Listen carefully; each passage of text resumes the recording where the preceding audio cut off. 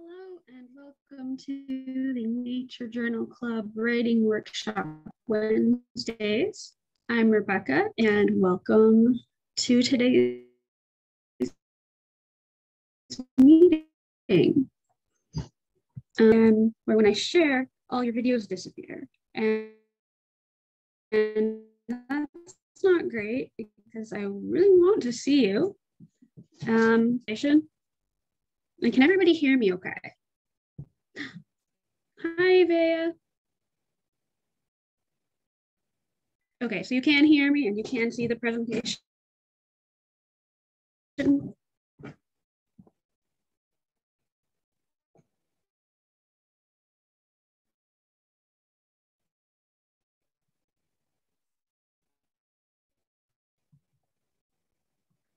All right. Now I'd like to invite you to turn your videos on if you'd like. It looks like it'll be a pretty small group, which might be nice. You can have some interaction. And so today is going to be pretty relaxed. It's just we'll have some time for free writing and then we can share whatever we want to. And I thought of a little prompt during the day today, which is inspired by, I started working at a summer day camp, nature camp, and my group had a cookout day today. So we were all telling stories around the campfire. Today's prompt, which I'll get to, I'd like to invite you to introduce yourself. What do you like to be called? Where are you from? And have you ever told stories around the campfire? What kind of stories do you like to tell? Spooky stories, silly stories, myths and legends, cooperative storytelling.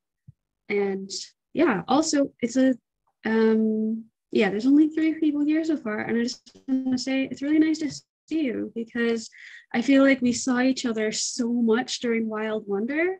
And then now it's like, where did you go? I miss you. So welcome, everyone. So I guess to start off, when we made the campfire at camp today, I told I told one Native American story that was called How the Hermit Thrush Got Its Song. And the other counselor told a similar story that was about how the rabbit got its tail. And of course, these aren't really the scientific evolutionary reasons for these things, but these are stories that people made up to explain the world around them and that are really important parts of people's cultures. So I know a lot of those kinds of stories. Then some of the kids took turns telling stories. I have a group of 5 and 6-year-olds this week, which has been a lot of fun. So they started telling a lot of spooky stories about Bigfoot and ghosts and zombies and all that kind of thing. So would anyone like to share if you've ever told stories around a campfire, or if there are certain types that you like to tell or to listen to?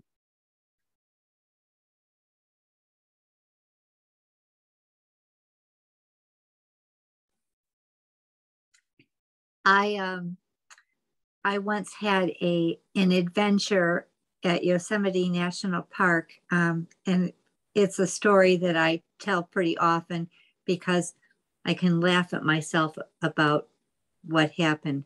I had started, my husband had climbed to the top of Half Dome one day, and I stayed down in the valley with our children, keeping them safe and occupied.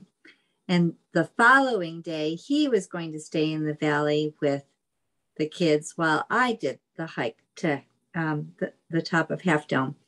And but he was really tired after hiking all day the preceding day. And so he slept very late in the morning. And he suggested that we go to, what's the name of that place? I can't think of it, but that I cut off some of my hiking time by getting to a certain elevation that we could drive to. I think it's Glacier Point, where you have you can drive to it and you have a view of the valley, but you're at a higher elevation, so you don't have to climb so much. And then I hiked from there along the Panorama Trail to Nevada Falls. And then I was tired, so I just laid down on the rocks by the stream side, the riverside, and I felt sound asleep. And when I woke up, I said, "Oh well, I got to get hiking." So I started up the trail towards the top of Half Dome, and I was going along. I didn't have a watch on. I didn't really know what time it was, and I looked at the sky and I go, "Oh, I think that's actually alpenglow. I better turn around and go back. I'm not going to have enough time to get to the top and then get down to the valley before it grows dark." So, was going along the trail, and I got to the point. It's not very far from the valley, but there was a sign that said, this is the Mist Trail, which was kind of a shortcut compared to the trail that I was on. So I kept looking for the point where the Mist Trail joined the trail that I was on, but it was getting so dark, I couldn't find the sign. And I thought, oh my goodness, I'm going to have to figure out a way to spend the night on the mountainside in the dark with, really no equipment to speak of. So I was kind of going, this is a little frightening. I don't have, it was pre-cell phone days, so I didn't have any way to contact my husband and the kids. And it was just kind of nerve-wracking. But down the trail came another hiker, and it was a fellow from Germany whose name was Tim. And he had been backpacking up in the high Sierras. He'd been, I don't know exactly where he'd been, but he was really anxious to get back down to the valley because he wanted a beer. So we collaborated, and we said, we'll do this together. We'll find a way down the mountainside, even though it's very dark. And it was so dark. I don't know if it was a moonless sky or whether it was just that the trees over the trail blocked out any moonlight at all. But it was so dark that we each had a few matches, and at the switchbacks, every now and then, we would light a match to figure out where the trail went. Hours and hours later, I mean, the trail was rocky, there were roots, there were so many hazards. We made it to the valley safely. I don't know how we did it at about 11 o'clock at night. And I rejoined my family at our campsite. And my husband said, "Yeah, I reported you missing to the rangers." And he told me that the ranger had asked him what I looked like, what color is my hair? And then it was brown. It was a long time ago. And he said, "Well, how does she wear her hair?"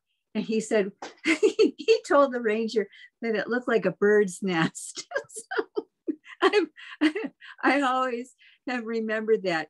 Tim ended up staying with us in our campsite. I guess we had the girls get into our tent with us, and we had him sleep in their tent. And we got him to the location where he wanted to be the next morning. But I always think, what was I thinking? That was such poor planning, to lay down by the side of the river and sleep for so long, wake up and then try to do the hike and then realize that it was futile, and then turn around and put myself in so much danger. yeah. Yeah, I was younger and more foolish then. So that's the story I tell around a campfire. Don't follow my example. Plan better. Make a better plan.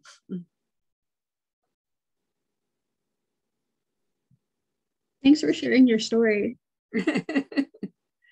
I often thought that I should write it up. So, but I started it several times during these workshops, and I've only gotten so far with it. So I'll keep on trying to polish it up and get it to a conclusion. Mm-hmm. Yeah, well, maybe that's something you could work on today if you want to.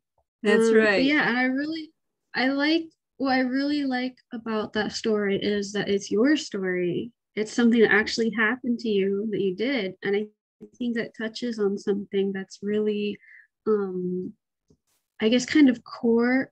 I don't know, I'm not sure what the right word is, but about campfire stories. There are some stories that are passed down, like oral history, there's made up stories, there's all kinds of stories, but basically, say, like, here's what happened to me today, here's what I did, here's what I learned, and here's what you can learn from it too. So I learned something about how to survive better. And then you can share that information with the whole group. And now we all know that we shouldn't take a nap.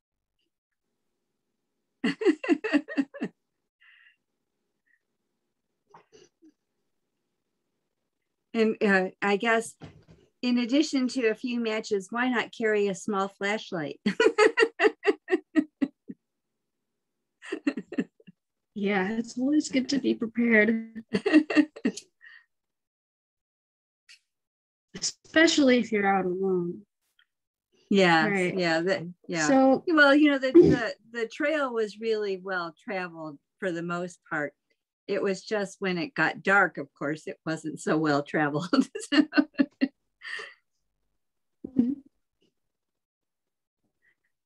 So what I was thinking for today is we could have some time for free writing, just whatever it is that you want to write. It could be a prompt that I've taught before.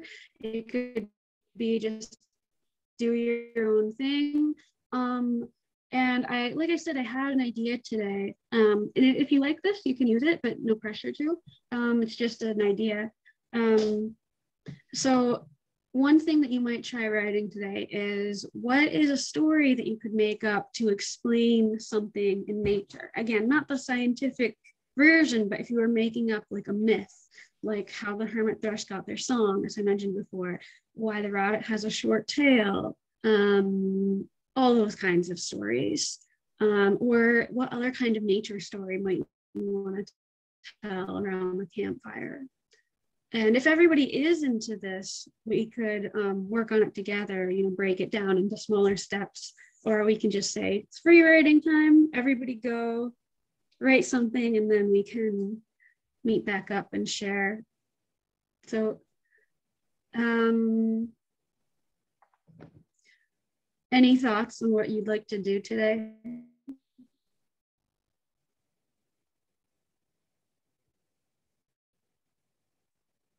I think that sounds like a great prompt. And just like figuring out how to tell a story. I have a hard time sometimes when it comes to telling stories out loud and making them interesting. I used to try to tell stories like that to my parents, and a lot of times my mom would interrupt and kind of be like, okay, nobody wants to hear. And so I'm not really sure how to tell them out loud. So this would be really good to practice. I think that my screen froze. Anyways, yeah, I think it'd be good to practice. Yeah, so we could do that today too. We could, we could today too have more, just instead of writing and then reading out loud, we could practice telling stories out loud, almost like acting in a way, because as I always say, you can use paper and pencil, or you can use a recorder, because if it's written or spoken, they're still words. But spoken stories are much, much, much older than anything written down. For most of human history, that's all that people have had. And that's a whole skill in itself, using words. So 50 minutes to come up with, and again, you can free write anything else if you want to, but let's take 15 minutes. If you want to do the campfire stories prompt, take the 15 minutes to come up with an outline for the story. Maybe just bullet, you don't have to write it all out, but bullet points.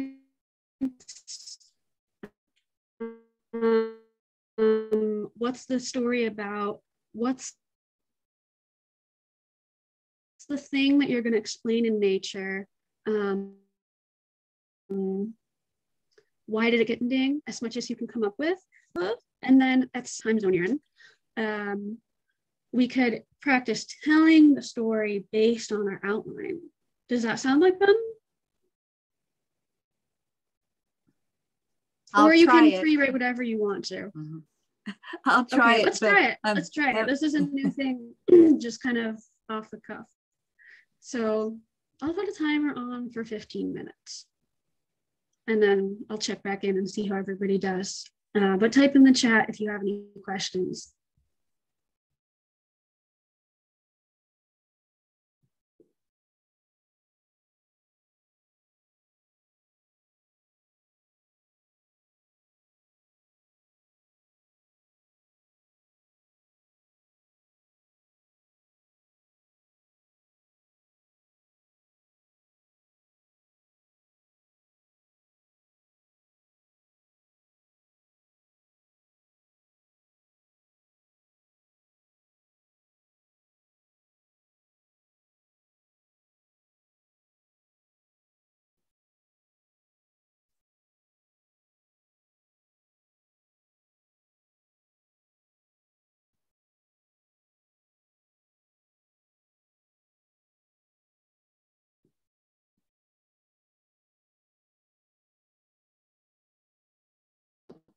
So I'm starting off by just coming up with a little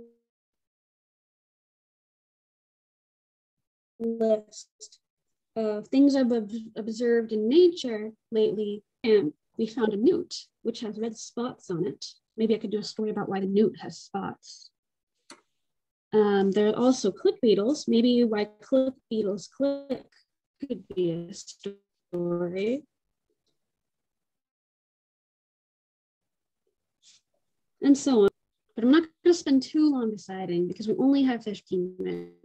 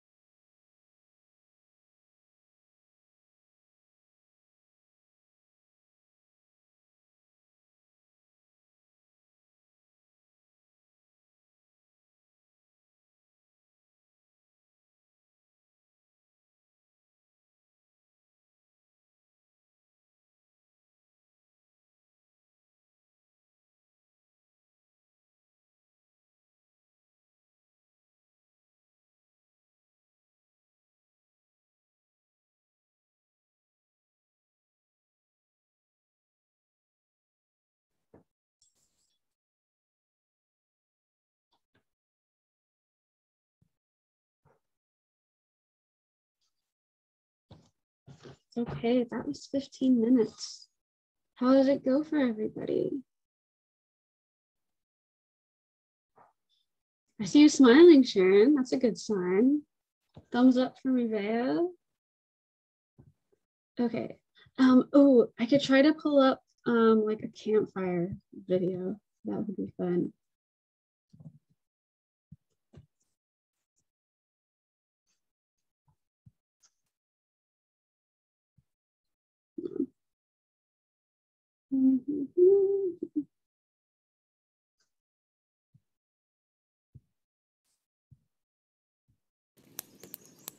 How's that? Yay, we're at a campfire now. That'll do. Right by the side of the river, too.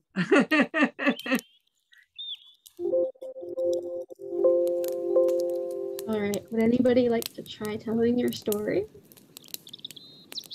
You can read, if you wrote something, you can just read it out loud, or if you made notes, you could practice telling the story. And I could go first, unless anybody else would like to go.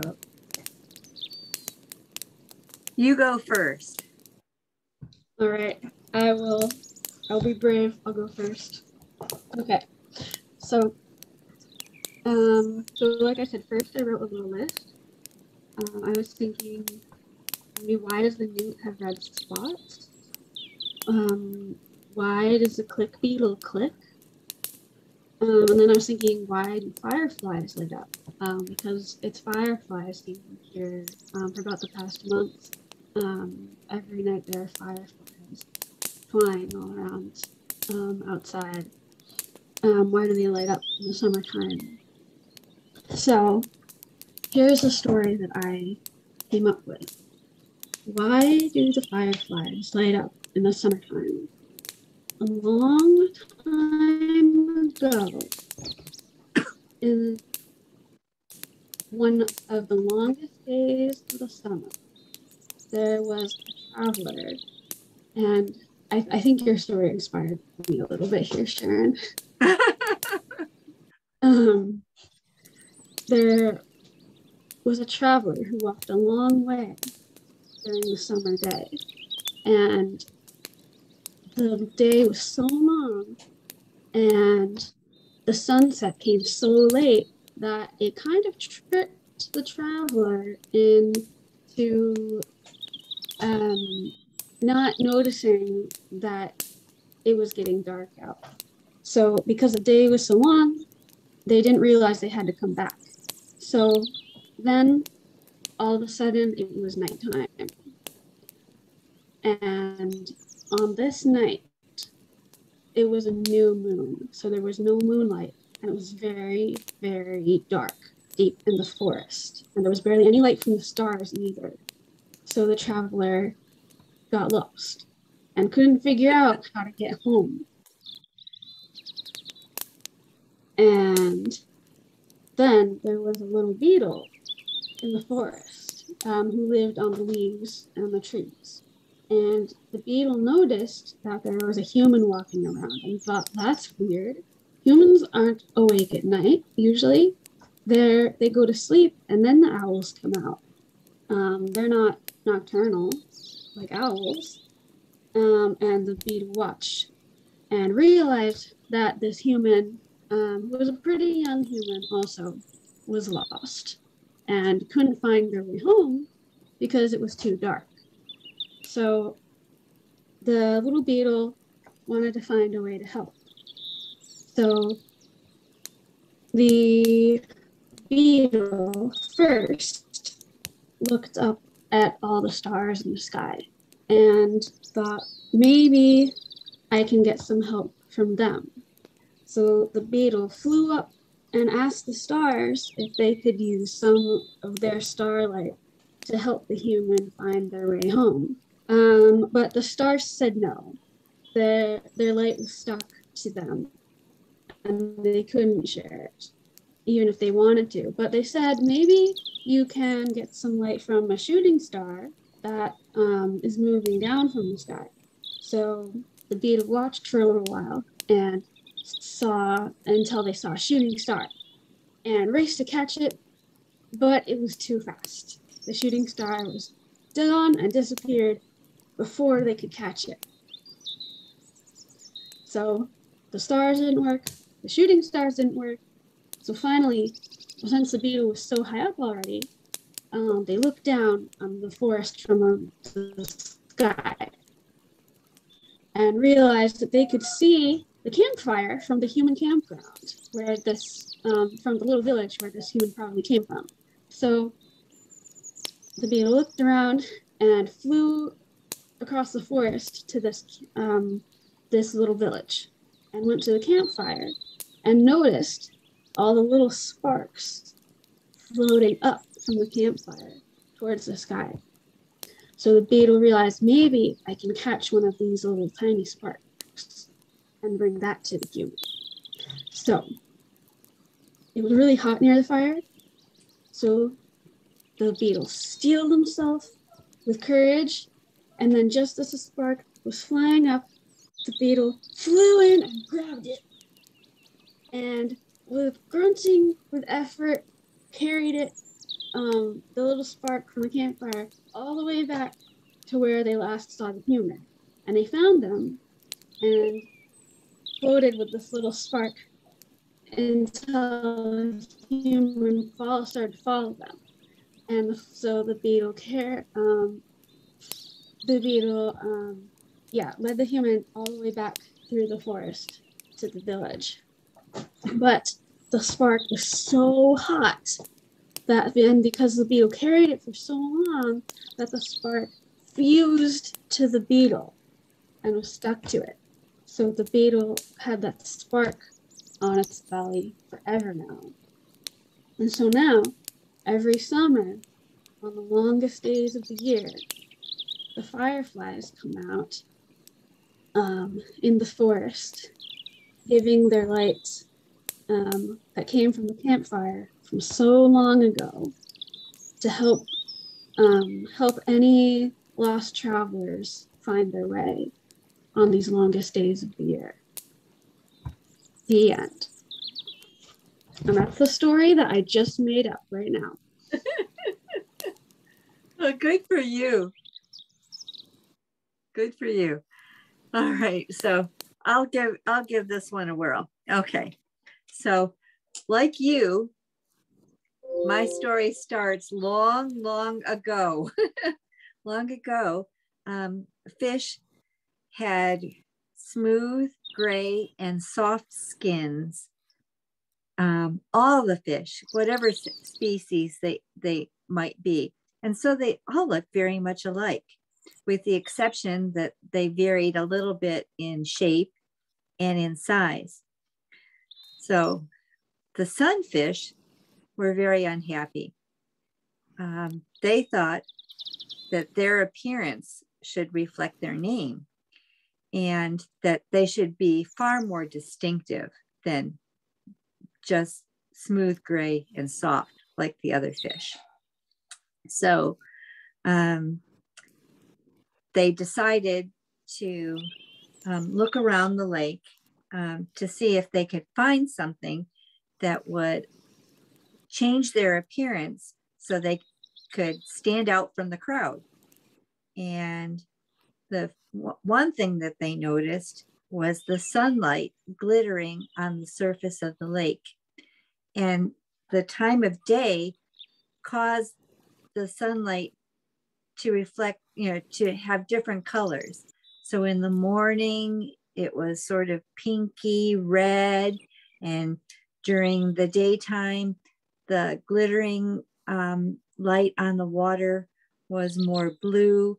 And in the evening, they noticed that there were yellows and oranges being reflected from the setting sun. So they captured light from each of the different parts of the day, and they used the bright yellow light to make a little patch on their bellies. They used the orange from the dusk to tint their fins different shades of orange. And they used the blue, they spread it all over all of their bodies, you know, their entire bodies. And so that's how the sunfish developed its distinctive look. Seeing that, the other fish in the lake decided that they needed to find ways to, you know, put on some clothes to make themselves more attractive as well. And it started the long process of the fish in the lake decorating themselves with different colored scales. The end.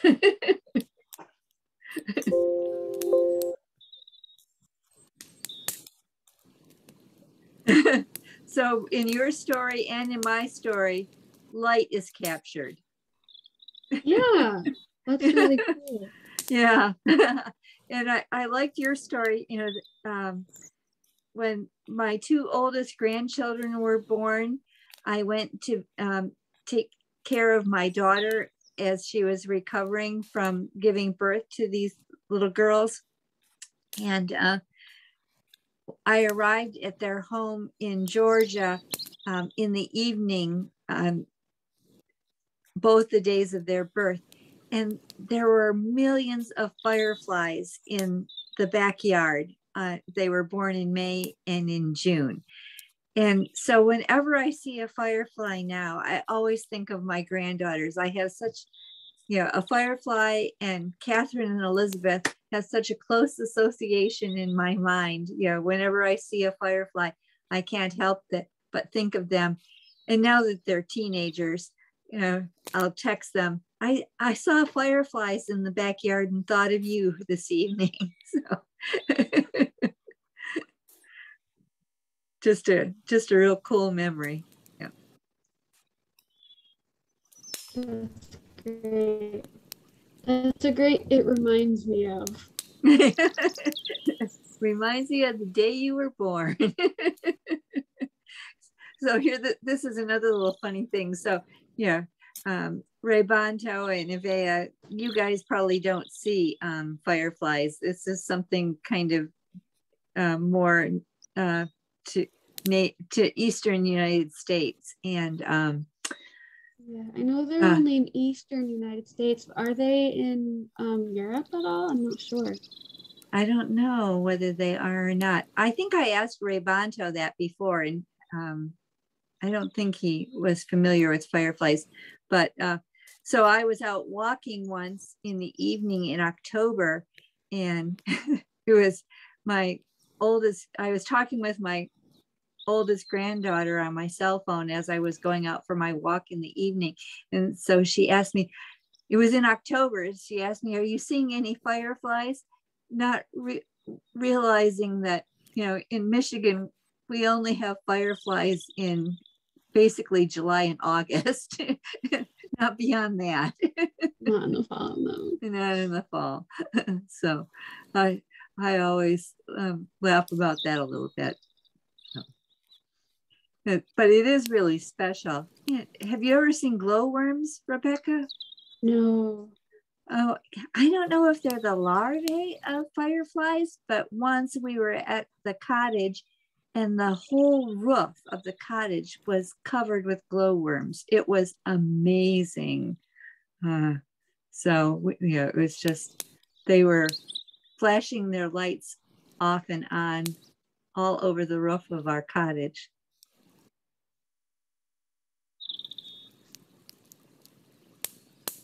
I don't think glowworms are the larvae of fireflies. I wonder if there's something that we don't have here. Oh, I don't know. That was like the only time I had seen that phenomenon. It probably only occurs like a couple of days out of the spring. You know, it probably doesn't last long, but it was really quite a sight. Yeah, very memorable. How about you, Nevaeh or Ray Bonto? Do you have a story you want to tell us? Or anything to share? Mm-hmm. I have a story. I might have to keep my camera off just because the internet keeps being malfunctioning for me. So here's a story. It's Why the Cliffs Are Green and Blue by the edge of the sea in San Francisco. Why the cliff? Oh, the cliffs? Yeah, the cliffs. Oh, cool. When humanity was young, a great serpent came from the depths of the sea, winding her way up the sides of the cliffs. Everywhere she went, unusual flowers bloomed. She came to these cliffs because, even through the water, she could hear some footsteps, and she wanted to know. She was curious who was making these footsteps. She discovered a small camp of humans. She greeted them, and these humans were unafraid. And she noticed that they had a fire, and they talked at the fire, and they ate delicious foods at the fire. And she was curious. She wanted to taste their foods. But first she decided that she would give them a dance in hopes that they might become her friends. So she danced for the humans, shaka, shaka, shaka, shaka. And the humans imitated her dance. Slowly, over time, a friendship was made between these humans and this great serpent. Enough of a friendship that when she had her own children, they came as well, generations upon generations, visiting the humans in their fires. Generations of serpents doing their dances, shaka, shaka, shaka, shaka, and the humans imitating their dances. And they, meanwhile, were able to enjoy the foods just for their novelty that were above on the land and exchange stories long into the nights. This friendship continued for generations till one day there was a mighty earthquake. The mother planet was stretching, growing, and giving birth to new lands, but the humans didn't know this. They were afraid, and so they fled the lands. And the great sea serpent and her children were very sad because they missed their human friends. Every now and then, they would scale the cliffs again to see if they had returned. Generations later, they finally heard the familiar footsteps from deep beneath in the water. So the mighty serpent came first to make sure that her human friends would recognize her. But she was surprised. They weren't faces that she recognized, they were new humans. And the human faces that saw her didn't recognize her either, because the knowledge had been lost. The humans were afraid, and they attacked her. And she shed her skin to escape them and their sharp sticks. As they pursued her, she would shed more and more and more of her skin until her shed skin littered the sides of the cliffs. She went inside of the water again, and the humans trampled her skins as they went after her. Much later, much later, they realized or would realize the friendship opportunity that they had lost. The mighty serpent survived, and as did her children, but they were sad that they couldn't be friends with the humans anymore. And so they went into deeper waters. But her skin remained and became one with the rocks. And this is why the sides of the cliffs in San Francisco are covered with serpentinite.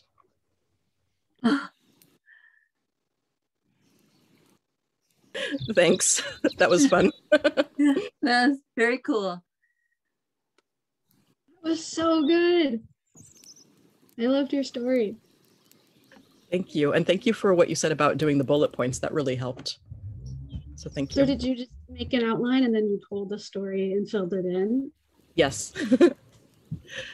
That was fun. Yeah, that's what I did too. I'm glad that worked well for you.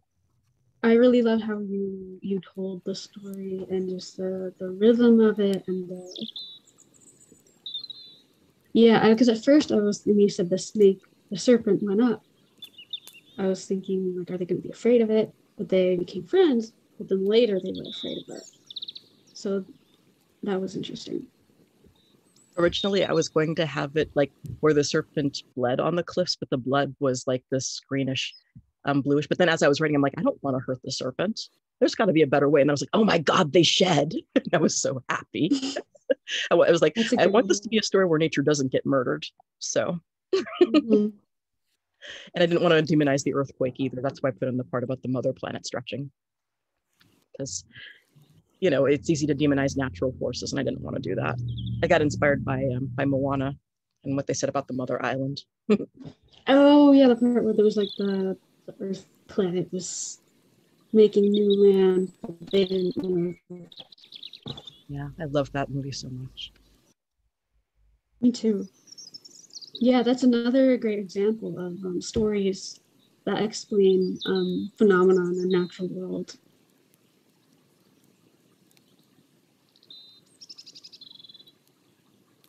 Let's see Ribanto's story.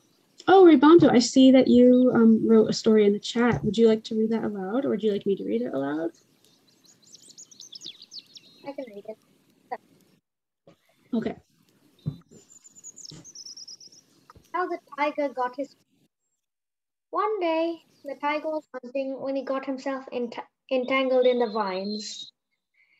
The vines curled around him as he struggled to get away. And finally, he tore away. But the spikes tore his skin and he was bleeding all over. So the tiger went to a man to ask for help. The man was drawing with a bucket of permanent tattoo ink.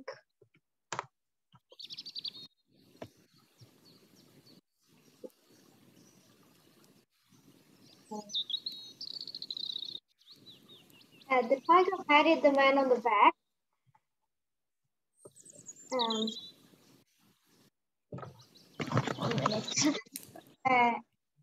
The man turned around and was so scared and surprised that he picked up the bucket and threw the ink all over the tiger, and it made irregular stripes on the tiger, and the man ran away. The tiger recovered soon after, but the stripes never came off. The end. That is such a cool story. I love it. I did not see the twist. I love the twist. Thanks, Ribanto. Yeah, and I think I've never heard a story before about why the cliffs of San Francisco are blue and green. I've never heard one about why the sunfish got its color. There are definitely a lot of stories about why tigers got their stripes, but I've never heard one like this. So you took a story that's been told many, many times, but you made it completely new, and I really like that.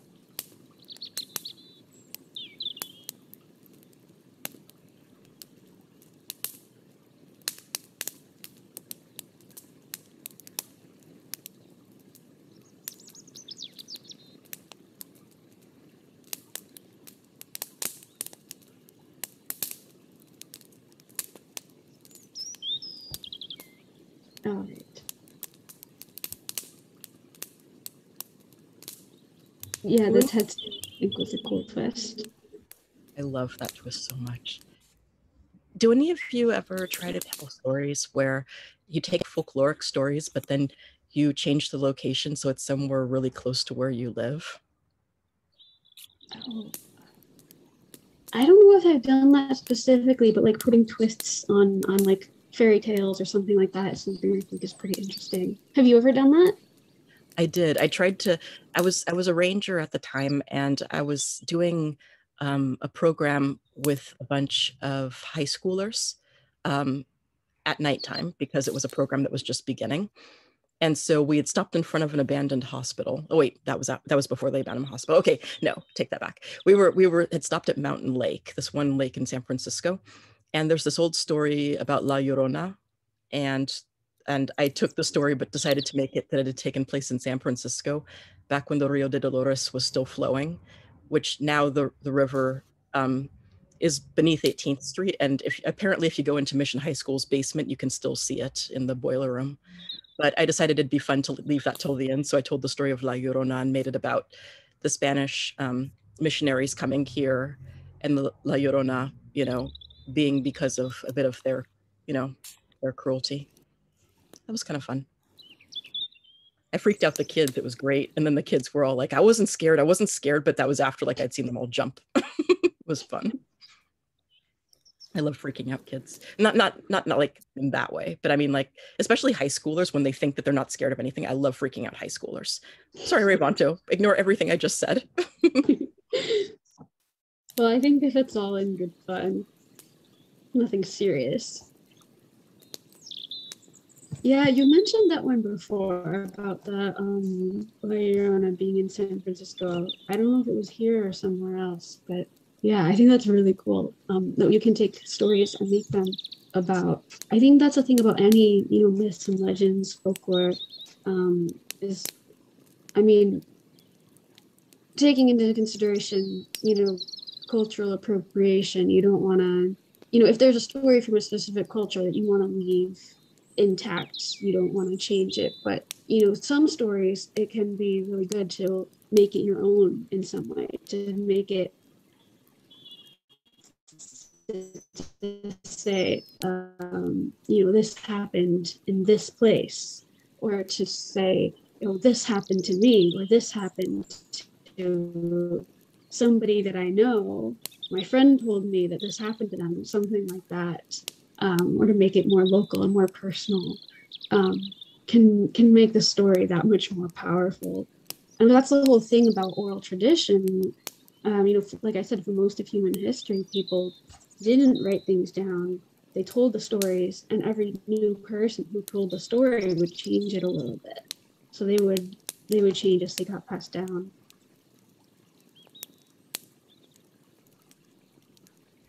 I think that that's a really good point that you made about cultural appropriation, to be mindful of that, to make sure not to do that. But then I also, like you said, I also like the idea of making the stories more personal. It'd be fun to see if there are like any local versions. Yeah, so it depends on the type. Oh, sorry, go ahead. I think my sound glitches, so go ahead. I was just saying, yeah, it depends on the story of the type of culture that it's from too. Especially for it's supposed to be told during the winter time, because that's the time for storytelling. So there's a bunch of stories that if you're not supposed to tell until there's the first snow, and then you can tell those stories. So I personally try to respect that, and I don't tell those stories during the summertime. Of course, if it never snows where you live, maybe, whatever counts for winter for you. But things like that, yeah, it's important to be mindful of and to do your research, as always.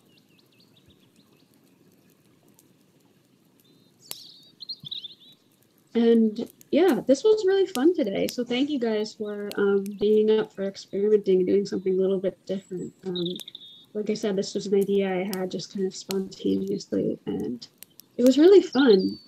I enjoyed it a lot. I hope that you did too. And I think it's something that it can help us to observe nature more closely and to think about, we all think about why things are the way they are, and we can try to answer that through observation and through, thinking scientifically, but it can also be really fun to just, let ourselves play too and think about these kind of mythic versions and how that can deepen our relationship to the places where we live. Because I think it is really interesting that we all talked about places that are important to us. Like I talked about fireflies because they're a big part of where I live. And Ibea, you talked about the cliffs in San Francisco, which I didn't even know that they were that color. I visited there once, but I didn't remember that. And I assume that you've seen sunfish where you live, Sharon. And Ribonto, I know that you're from India, and their tigers are really important there. So I think it's just interesting we all wrote about something that was important to us and to the place where we live, the places we care about.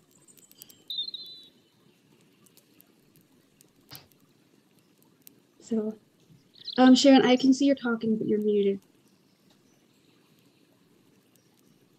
I was just saying thank you for holding the session tonight. I think the schedule that you now have makes it a little bit more difficult for some of the people that formerly participated to do so, but perhaps we can get more people to participate again as they become more familiar with the change in your schedule, so that we have more people join us and share in the fun. Yeah, and this is for the summer. I'm not sure if I'll put the schedule. Yeah, I think the event wasn't on Facebook. Things have been busy, but we'll see how it goes. I mean, I think there was only 4 of us here today, but I think this was really fun anyway.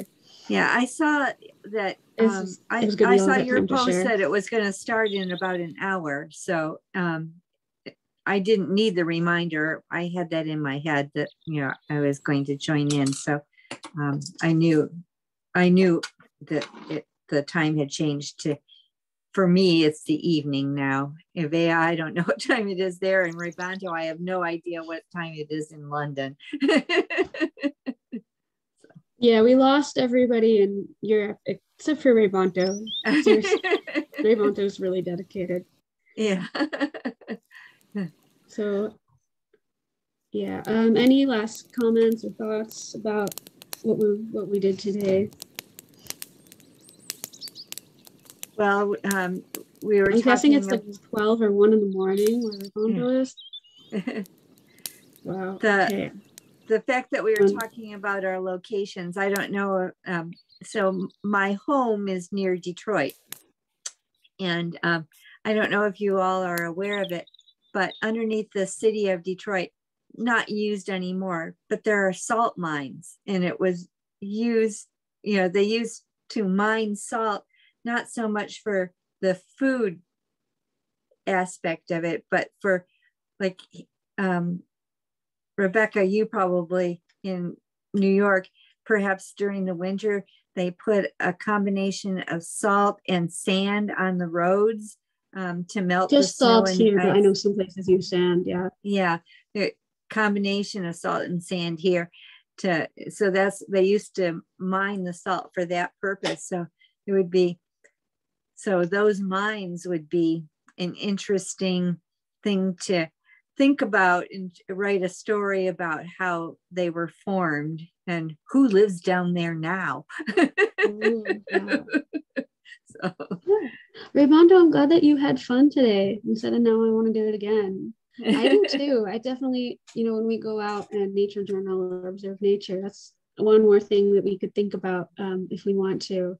You know, why is this thing the way it is? What kind of myth might explain that?